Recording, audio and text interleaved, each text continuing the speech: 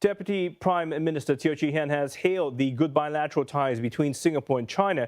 He notes that while different in size, Singapore and China have common issues to tackle in areas like economic transformation, skills retraining, and managing an aging population. Mr. Teo concludes his China trip as Olivia Seong reports from Yan'an.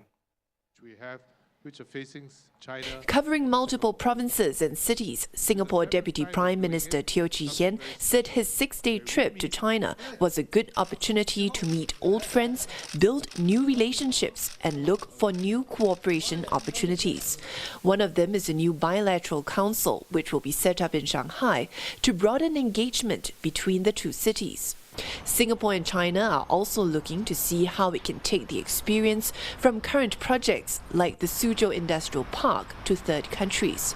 During his trip, Mr. Teo marked the 25th anniversary of the Industrial Park, the first government-to-government project between the two countries. We have been able to work as partners in keeping with the times. China's needs and requirements change, its economic and social situation change. And so too in Singapore, and so too in the world, technology, global markets, and so on. So what is a feature of our relationship is that we've always been able to find new areas of cooperation. And that comes about because we have very, very close conversations with them at all levels. Mr. Teo added that the trip provided an opportunity for Singapore's new generation of leaders to meet Chinese leaders. He recalled that he had benefited from such official visits under the leadership of then Prime Ministers Lee Kuan Yew and Goh Chok Tong, as well as former President Ong Teng Cheong. To see China as an ongoing movie, it's a drama that's unfolding. It's one of the biggest human dramas in the world today. How you raise 800 million people out of poverty over such a short space of time, and where this giant of a country is going in the future.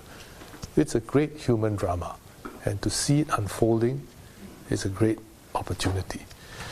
So I benefited from the opportunities that Mr. Lee and Mr. Goh, President Ong provided for me, and I see it as my responsibility to pass this on to the next generation of leaders. Minister in charge of the Civil Service Chan Chun Sing, who is Vice Chair of the Singapore-China Leadership Forum, added that to ensure Singapore's relevance, a deep understanding of China on the central and provincial level is needed. This is why Singapore leaders have had interactions in various provinces across the country. Without that keen sense of what's happening on the ground, both at the central level and at the provincial level, it will be impossible for us to propose areas of cooperation that are relevant to them.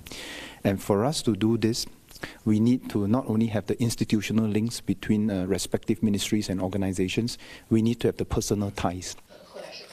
As for the next phase of the bilateral relationship, DPM Teo said the current bilateral councils and government-to-government projects are well placed as China looks to develop regional clusters like the Greater Bay Area and the Yangtze River Delta region.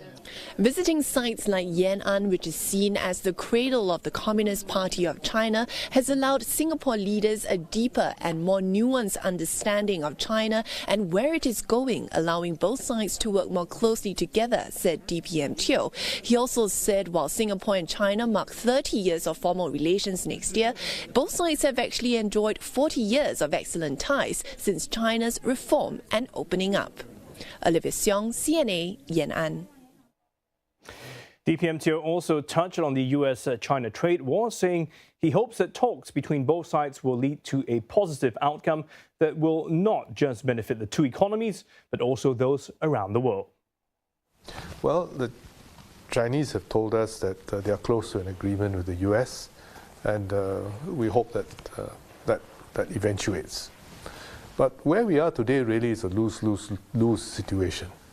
And we hope that where we can move towards is not just a win-lose outcome for a negotiation, not just a win-win outcome for a negotiation, but a win-win-win outcome. So you have a multilateral trading system which works well and works fairly, and which benefits China, the US, and all other countries in the world.